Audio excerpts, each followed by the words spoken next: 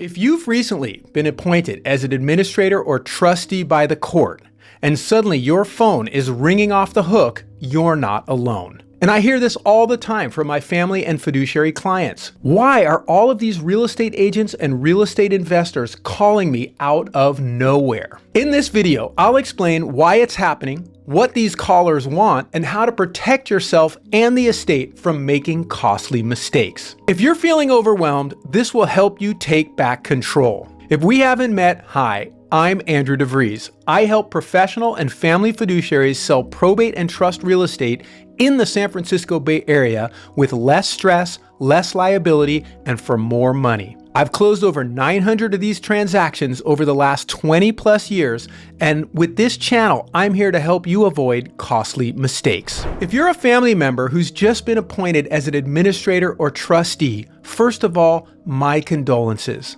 I know this isn't an easy time. You're likely dealing with grief, family dynamics, legal paperwork, and now your phone won't stop ringing. If you are a professional fiduciary or estate planning attorney involved with a decedent's estate, the same thing can be happening to you. Call after call, unknown numbers, voicemail from people you've never heard of, all asking about the property. You're not imagining things. This happens to nearly every new administrator or trustee. And while it's common, it can also be confusing and frankly overwhelming. So in this video, I'm going to walk you through exactly why this is happening, who's calling, what they really want, and how to protect yourself and the estate from making decisions you might regret later. Let's help you get a clear path forward so you can manage this process with more confidence and less stress. Once you've been appointed as the administrator or trustee of an estate, that appointment becomes part of the public court records.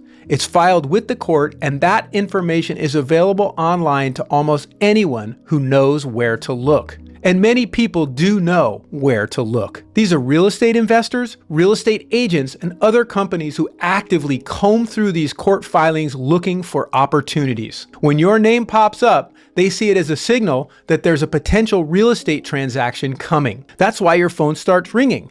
These people are trying to get ahead of the market, either to secure a below market cash deal or to pitch you on hiring them as your real estate agent or as a vendor to help with cleanouts, moves, and more. Now, some of these callers might be well-meaning, but most are simply chasing listings with little or no experience in probate or trust sales, or they're investors that are looking to purchase real estate below market to their advantage and avoid the competition of the open market. And unfortunately, many are more aggressive, even predatory, especially if they sense you're overwhelmed or unsure of what to do next. Feeling overwhelmed is normal, but it's also a good reason to pause and get clear on your next steps before responding to anyone. So who exactly are all these people calling you? There are two main groups. First, investor buyers. These are individuals or companies looking to buy the property directly from the estate off market. They'll often pitch it as a quick cash sale. No showings, no cleanup, no hassle. And while that may sound tempting during an already stressful time, there are trade-offs.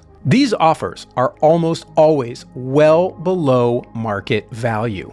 Why? Because they're not buying the property to live in, they're buying it to flip it or hold it for profit. They're trying to capture equity from the estate at a discount. And in many cases, they'll approach you before you've even had a chance to understand the property's true value. The second group contacting you, real estate agents. Plenty of them are simply watching the public filings, looking for the next listing. As the total volume of real estate deals has contracted over the last several years due to high interest rates keeping owners with low interest rate loans locked in their homes, many real estate agents are desperate for new avenues to find listings. To fill the void, many agents calling you are simply attempting to turn to probate and trust sales. Some will say they're probate experts.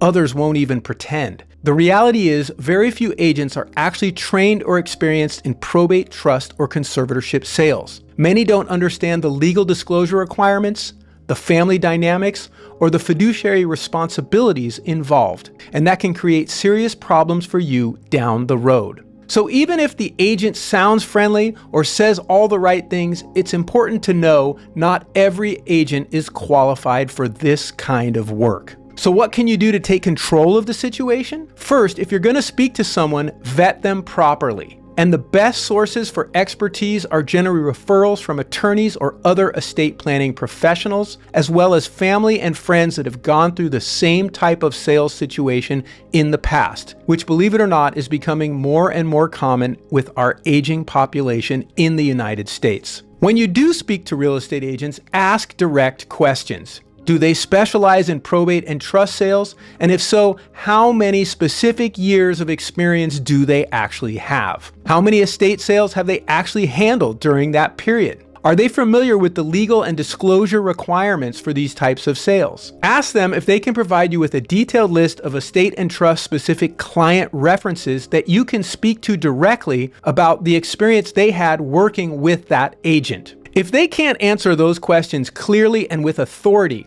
or the numbers are low, that's a major red flag. Second, once you've chosen an agent, you don't owe anyone else your time. You can say politely, "Thank you for reaching out. We've already retained Andrew Vries of Probate Agent Real Estate Services as our agent, and we're not considering other options at this time." That's it. You don't need to explain or defend your decision. And as we are known as a leader in the Bay Area, your phone will stop ringing once that information gets out. Remember, you're in charge here, not the people calling you. And the right real estate agent will help you navigate the legal process, coordinate the right timing for the sale, and make sure you meet your responsibilities without being pressured or pulled in multiple directions. Now, switching to real estate investor calls, there's hundreds of books out there for would-be investors that extol the virtues of how to make $1 million in probate real estate by calling through the court records for off-market real estate purchases. And therefore, here's where things can go wrong fast with investor calls. When you're in a tough emotional spot, maybe dealing with pressure, grief, or just feeling overwhelmed, it's easy to see a quick cash offer as a way out. It's just one less thing to worry about, right? But here's the problem. Selling off market, especially to an investor, in my extensive experience, often means leaving 5 to 6% more money on the table, even after paying a real estate commission, as the properties we market for sale always yield a significantly higher return for the estate or trust. Quick offers can feel convenient, but they do come at a high cost. And when you're acting in a fiduciary capacity, whether you're a professional or a family member, you have a legal obligation to act in the best financial interest of the estate. That means maximizing the value of the sale, not just taking the first offer that comes your way. Even if it's a family property, even if the buyer appears friendly, you're still expected to follow the right process and demonstrate that the sale was handled responsibly. So instead of reacting to the noise, here's what I recommend. Avoid the temptation for a quick and easy off-market sale, as there is a high probability you are going to leave sizable money, as much as 5 or 6%, on the table. Instead, work with a real estate broker who understands this space, not just real estate, but probate, trust, and conservatorship sales specifically. Someone who knows how to coordinate with your attorney, understands the legal disclosures involved, and can help manage the unique dynamics between family members, heirs, or professional stakeholders. Because this isn't just about selling a property, it's about protecting the assets of the estate, honoring your responsibilities, and making sure the legal process holds up to scrutiny. And that starts with a solid plan. Before anything goes on the market, my team and I sit down with you for a consultation. We review the legal authority, the condition of the property, any family or beneficiary concerns, and we create a clear step-by-step strategy to move the sale forward for a top dollar sale with no money left on the table, and a process that meets the legal and ethical requirements for your fiduciary duties. In summary, if you've just been appointed as a trustee or administrator and your phone is suddenly ringing off the hook, you don't have to figure this out on your own. And you definitely don't need to take the first offer that lands in your voicemail. If this is happening to you and you're feeling overwhelmed, call me today to discuss how I can help you navigate this process without pressure or confusion. For more information, feel free to visit probateagent.com and please subscribe to this channel.